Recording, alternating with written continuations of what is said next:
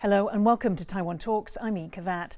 Japan and the US may be about to undertake the most significant change to Washington's military posture in Asia in decades. According to the Financial Times, Washington is considering appointing a 4-star commander to oversee American forces in Japan to meet the rising threat from China. This would help support Taiwan, where cross-strait tensions are rising around its frontline Kinmen Islands. Lying just 2 kilometers from China, the past 2 months have seen 2 Chinese boating incidents in Kinmen's waters in which at least 4 Chinese men died. The latest incident involves 2 Taiwanese fishermen from Kinmen who were detained by Chinese authorities. Joining us to discuss this are Guermantes Lailari, Institute of National Defense and Strategic Research visiting researcher and retired US Air Force Foreign Area Officer specializing in irregular warfare and missile defense, and Marcin Jerzewski, European Values Center for Security Policy Taiwan Office Head. Guermantes, so let me come to you first. So a 4-star US commander overseeing troops in Japan, why is this a big deal? Well, there's 2 parts to the big deal. One is that it would be the first time ever that the U.S. would have a 4-star in charge of not only U.S. forces, but assuming that the Japanese agree, they would also be under the 4-star general. So that would be the big deal. What does a 4-star difference between 4-star and 3-star? Usually, the highest rank in the U.S. military is a 4-star general. And so that usually implies or means that that person is in charge of a combatant command, such as Indo-PACOM or European Command. Those are all 4-star generals. Usually a 3-star is in charge of their service forces, like the Marines. There's a 3-star in the Navy. The Japanese forces train and operate by themselves, and the Americans do the same, and sometimes they do joint combined operations. So it makes the 2 militaries as one. Right. There would be cohesion. Right. Yeah. And much like during World War II, we had commanders of all of Europe. There were 5-star generals then. They would be all under one. But the other part of this question that you asked is kind of questionable, because they're just talking about it now, and it's election year now, and they say they won't even talk about it until later in the year, which is after the elections. And so it really... I believe that it was meant to be. Well, according to the AFD report, they're going to announce this in April at the trilateral. That's right. They're going to announce it, but it's not going to start having discussions until later in the year.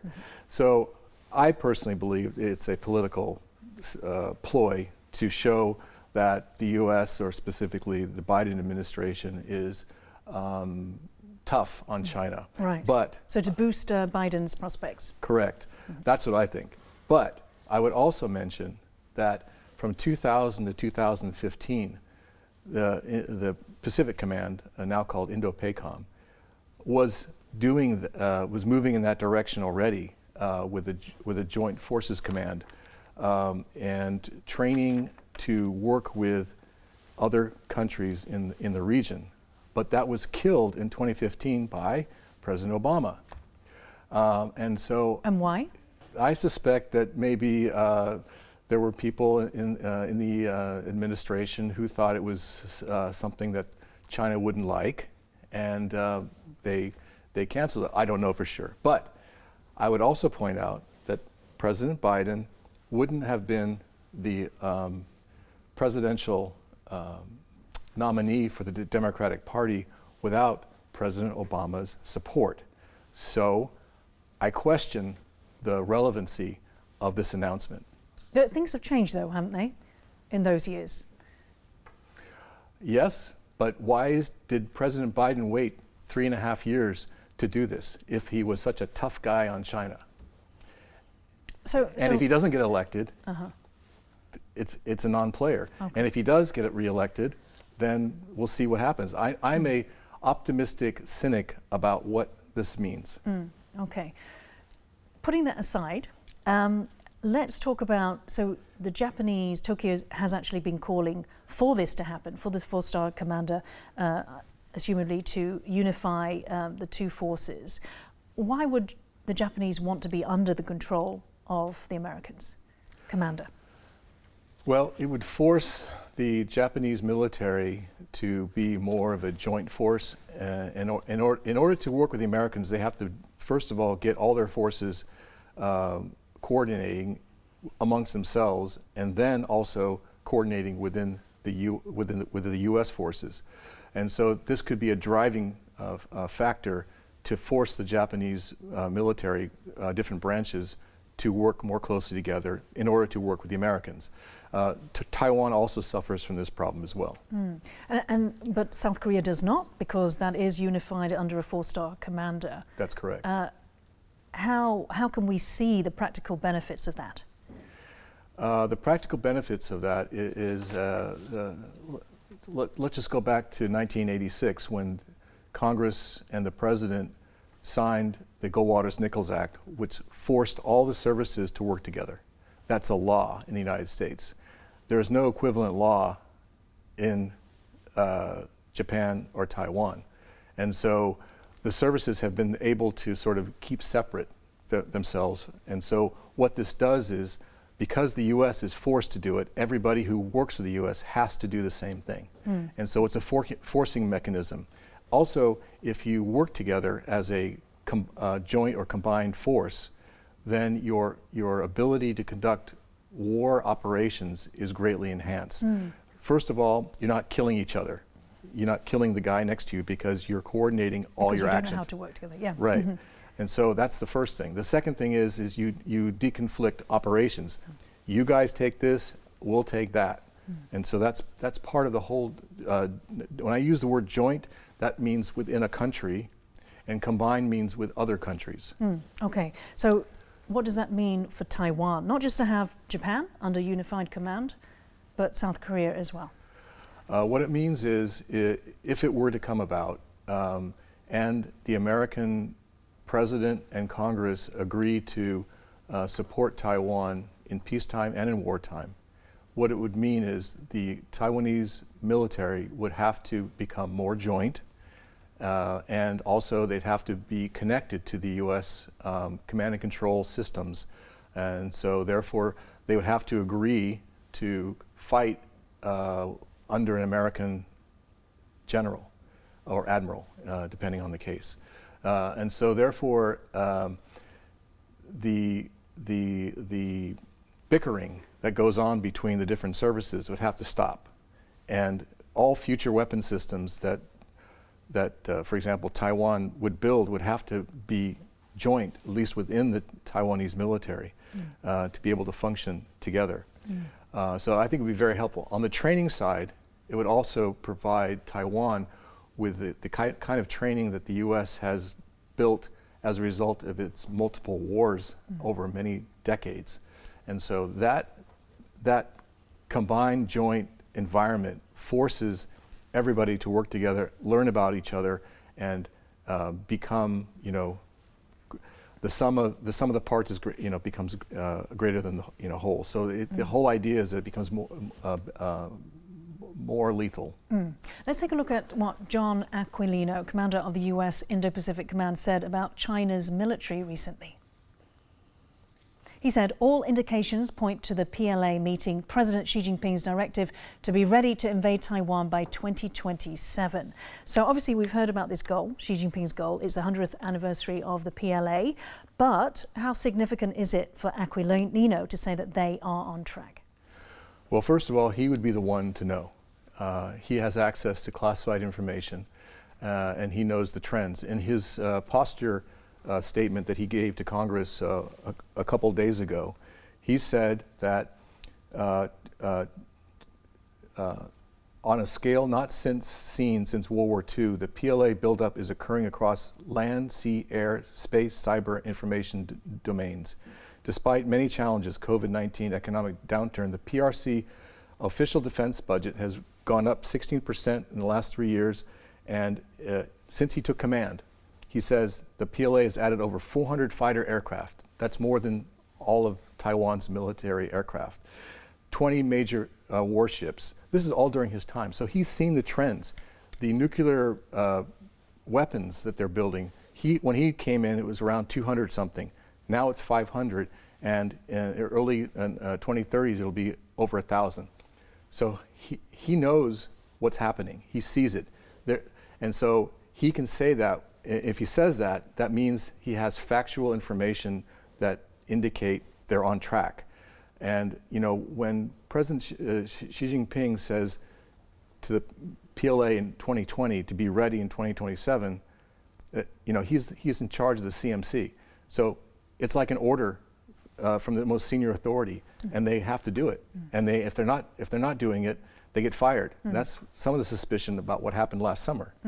Okay, Marcin, let me bring you in now. So as mentioned at the top of the show, Kinmen is very much on the front line of cross-strait tensions, with 2 incidents of Chinese boats capsizing in its waters. But most recently, a separate incident has occurred involving 2 Taiwanese fishermen. According to Taiwan's Coast Guard administration, 2 men from Taiwan's Kinmen County drifted into waters near Quanzhou, China, after encountering heavy fog on March 17th while fishing. They were found and detained by the Chinese Coast Guard in Fujian on March 18th. So, Marcin, what further details do we know about this incident? Unfortunately, at this point, the information about the incident is very scarce. We are aware that one of the Taiwanese citizens involved in the incident was already returned to Taiwan, while the status of the other one is still pending. However, what I think is really important to understand what really went down during this incident is to look at the broader context. We are in a very difficult period in cross-strait relations right now. The tensions are rising, but there's a lot of uncertainty about how the Lai administration will be able to interact with the other side of the strait. So you mentioned the incidents and also the fact that we're about to have a new president, Lai Ching-te. Do you think there's any coincidence to so many of these incidents happening? I believe that the events surrounding Kinmen can be considered to be a part of China's broader strategy of psychological warfare targeting Taiwan. And one of the main messages that are aimed at the Taiwanese population that comes out of China is that we are here, we are present, and we are going to make our footprint very clear. And that manifests itself in those ramped up patrols by the Chinese Coast Guard. You're not saying that the 2 incidents of the boats capsizing, you're not saying that that is deliberate by the Chinese side? I don't think that we have evidence to call it deliberate, and I think that it is always productive to attribute goodwill. Yeah, yes. Sure. So you're talking about the patrols? Yes, yeah, okay. I'm focusing on the patrols. Right, yeah. okay. So one man has been released, one is still held. He didn't disclose to Chinese authorities initially that he was an active duty soldier. What sort of concerns would there be on the Chinese side about this man being held?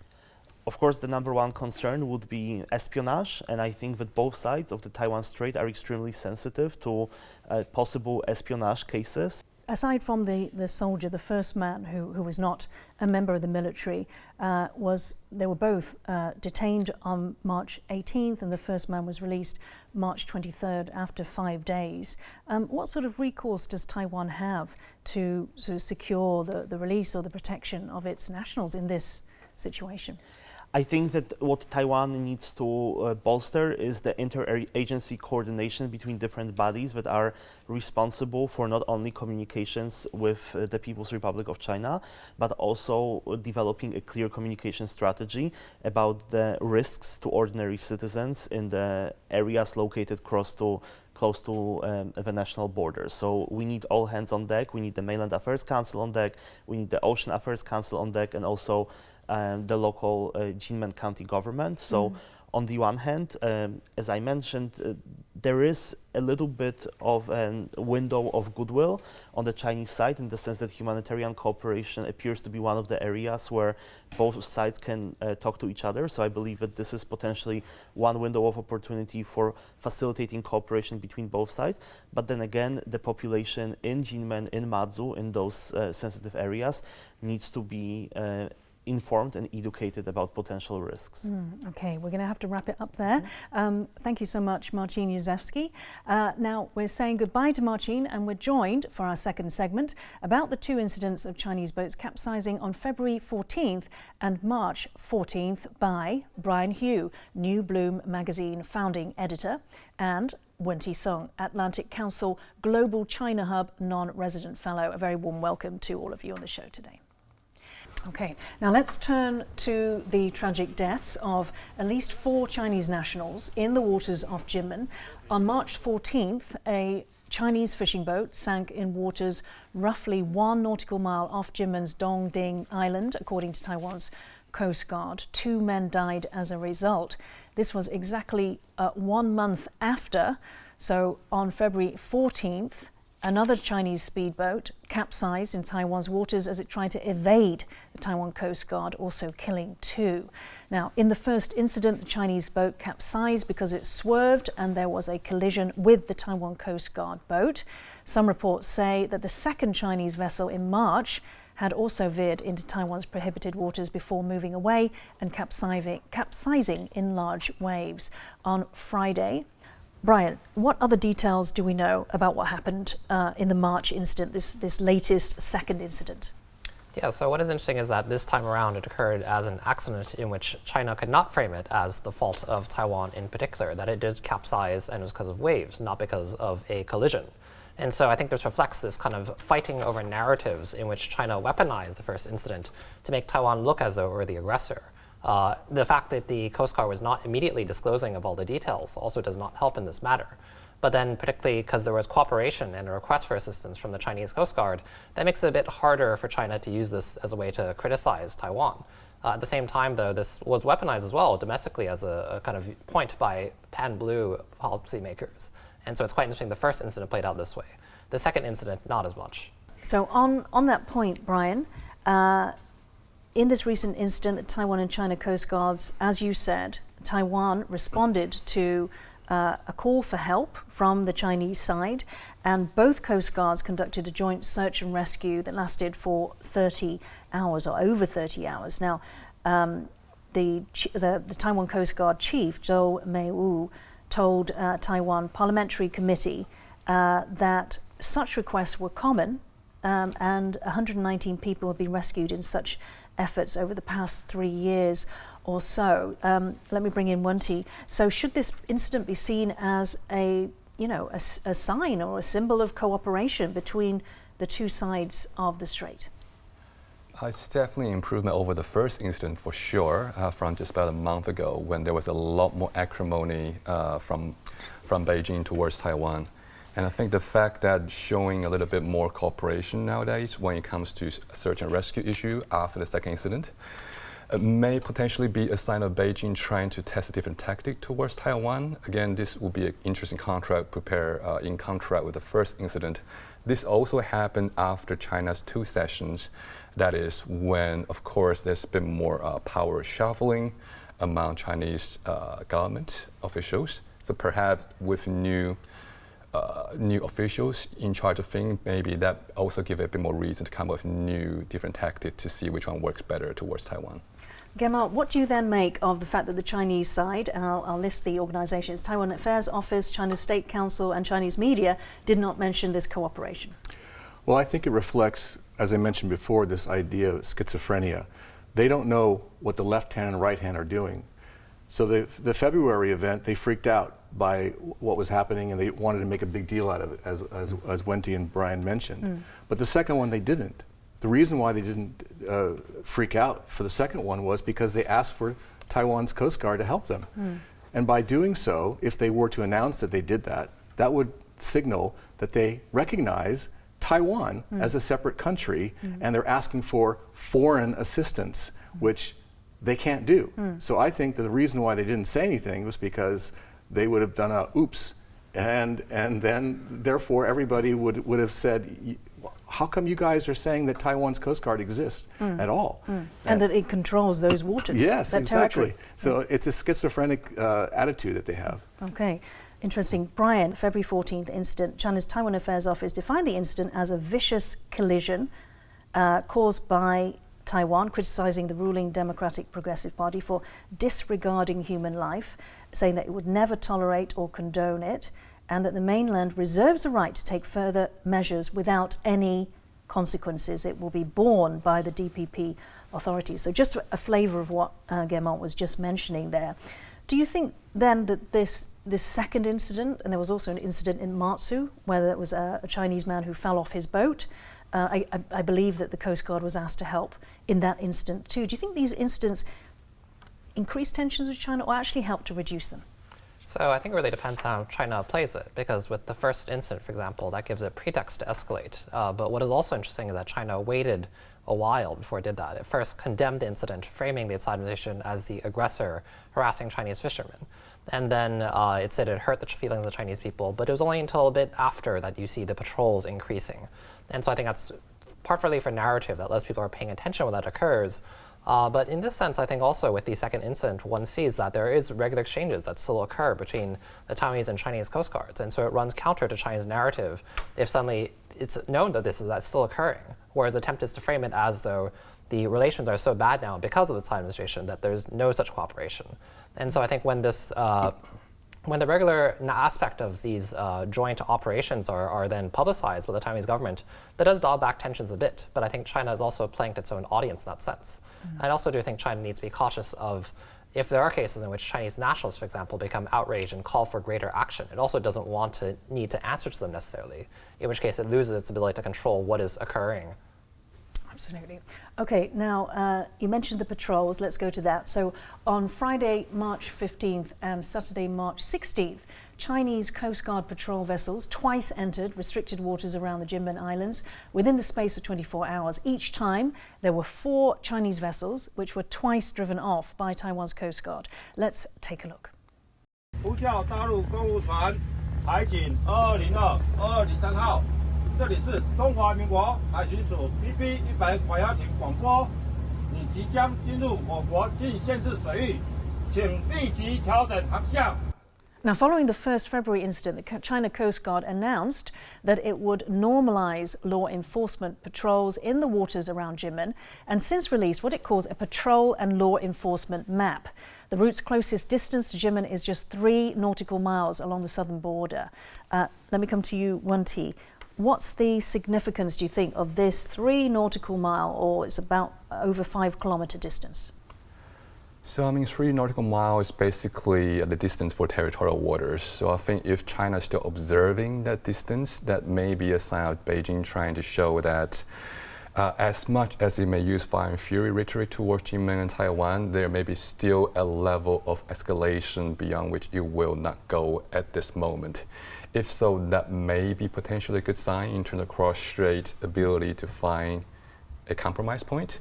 But Wen-Ti, you can see that it does actually cross into the prohibited waters. Indeed, I think that's the northern part of it, which is when Beijing basically says, if you count from, I believe, Xiamen, so they can go 3 nautical miles outwards. But in terms of southern bridge, it's different stories. Because for Taiwan, it extends a little bit further. Indeed, Then, yes. yeah. Okay. So where there's overlapping claim between the two sides, Beijing still gives itself priority.